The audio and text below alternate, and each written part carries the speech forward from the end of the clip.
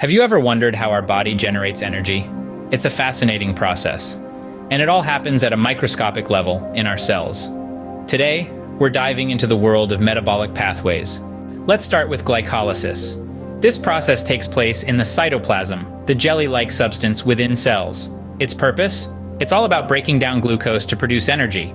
Glucose gets phosphorylated, which is a fancy way of saying it gains a phosphate group. Then it's split into two molecules of pyruvate. ATP, our body's energy currency, is both consumed and produced during different steps. We also generate something called NADH. What we end up with are two molecules of pyruvate, two molecules of ATP, and two molecules of NADH. Next up, the Krebs cycle, also known as the citric acid cycle. This happens in the mitochondrial matrix, another part of the cell. The cycle completes the oxidation of acetyl-CoA, which comes from glycolysis and other metabolic pathways. Acetyl-CoA teams up with oxaloacetate to form citrate. Enzymatic reactions result in the release of carbon dioxide, generation of NADH and FAD2, and the regeneration of oxaloacetate.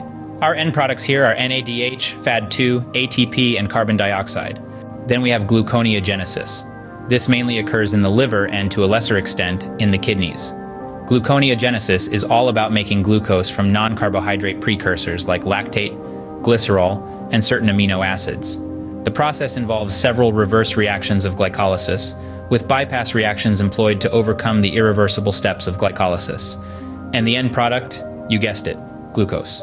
Last but certainly not least, ATP production. ATP is produced in various cellular compartments, including the cytoplasm and the mitochondria. ATP is the primary energy currency of cells, providing energy for all our cellular processes. ATP production involves two key processes: substrate-level phosphorylation and oxidative phosphorylation. Substrate-level phosphorylation occurs during glycolysis and the Krebs cycle, while oxidative phosphorylation takes place in the inner mitochondrial membrane. The end product, of course, is ATP. In summary, these metabolic pathways are interconnected, and their regulation is crucial for maintaining cellular energy balance and responding to the metabolic needs of the organism.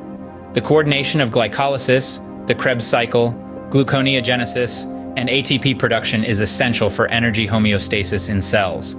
So next time you're sprinting for that bus or cramming for an exam, remember, it's all down to the incredible microscopic world of metabolic pathways.